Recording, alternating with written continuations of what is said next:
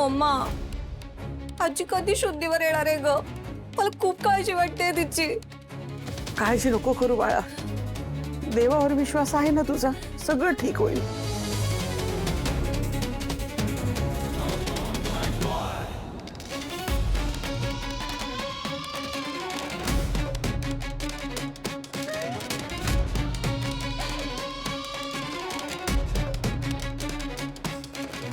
स्वानंदी थांब.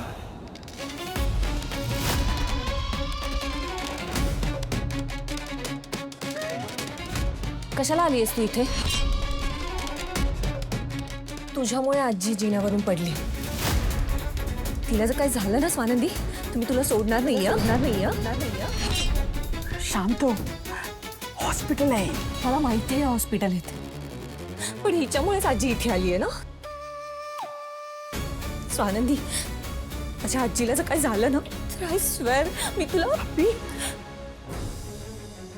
मम्मा, आजीला जर काही झालं ना तर वेडी होईन मी. अप्पी, एक दिवस, फक्त एक दिवस आईला तुझ्यासोबत सोडून गेले. बघतेस ना काय झालं ते.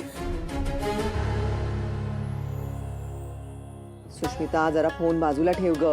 काय झाला ना माझा अभ्यास, बघू दे ना थोडा वेळ मम्मा. अगं अभ्यासाचं नाही म्हणत निघत. जरा बघ ती माहिती मिळते का काही, राजवाडे आजी कशा आहेत, काय आहेत. नाही, मला तर अजून रोहनदादाचा काही मेसेज नाही आलाय. मम्मा, मला नाही का वेगळ्याच गोष्टीचा डाऊट येतोय. कसला? त्या आजी इतक्या वर्षांपासून त्याच घरात राहतात. त्यांना कळलं नाही का तिकडे जिना आहे वगैरे? असं कसं पडू शकतात?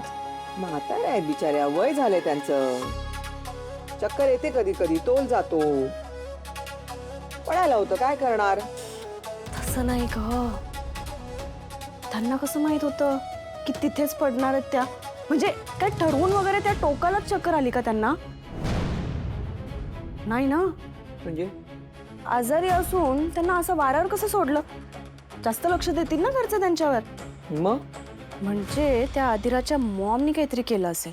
ए, तुला माहितीये ना त्या किती स्केअरी आहेत ते. आणि त्यांना ना कधी कोणाचा राग येईल, कधी कोणाबद्दल काय वाटेल ना, काही भरोसा नाही आहे मम्मा. खरंच त्यांनीच काहीतरी केलं असेल. तुला नाही वाटत का असं? एक बाई रस्त्याने चालली आहे आणि एक भरगाव वेगाने ट्रक येतो आणि ऍक्सिडेंट होतो आणि त्या बाईचे हातपाय तुटतात आणि ती अशी लोणी पांगळी होते रस्त्यात, तडफडत असते.